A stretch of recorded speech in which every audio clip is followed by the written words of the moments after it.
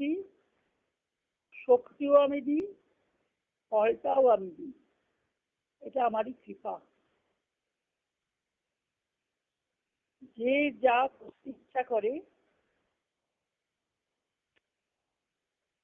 অনুগ্রহ তৃণমূল। কাউকে আমি ব্রহ্মত্ব দান করি, কাউকে ঋষিত্ব দান করি। তম ঋষিং তম সুমেধাম। মেধাবীর মেধা সকলই আমার নিজ স্বয়ং ইচ্ছার ফল। তার মানে এখানে কি বোঝাচ্ছে? মহাশক্তির কৃপাতে সব লাভ হয়।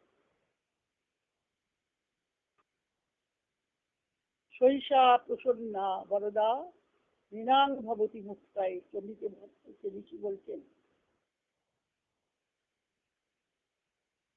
তিনি অভ্যুদয় দেন, নিঃশ্রেয়স দেন। সদাভ্যুদয়দা তাকে মাকে বলা হয়েছে। নিঃশ্রেয়স দেন, মোক্ষও দেন।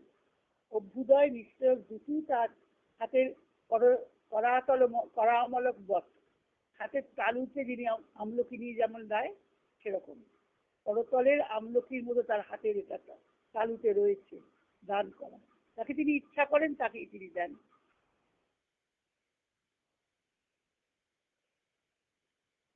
শৈশা প্রসন্না, সা এষা প্রসন্না নৃণাং ভবতি মুক্তায়।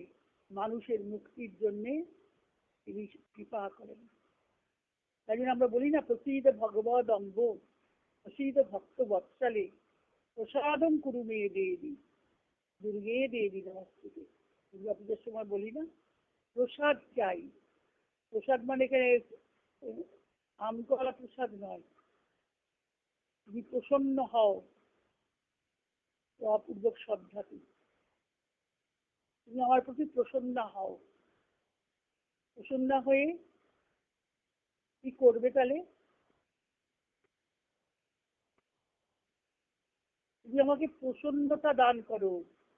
আমরা যে ঠাকুরের প্রসাদ খাই, তো বাহ্য দৃষ্টিতে প্রসাদ, কিন্তু সেটা আসলে কেন খাই, গ্রহণ করি? আসলে আমাদের প্রসন্নতা, লোভে খাই না। লোভের বসে প্রসাদটা খুব ভালো হয়েছে খেতে, সেটা বললে হবে না। প্রসন্নতা দানের জন্য। সেটা গীতাও বলেছেন না, দ্বিতীয় অধ্যায়ে প্রসাদ লাভ হবে। প্রসাদে সর্ব দুঃখানাম। প্রসাদ লাভ হলে কি হয়? প্রসন্নতা লাভ হলে কি হয়? প্রসাদে সর্ব দুঃখানাম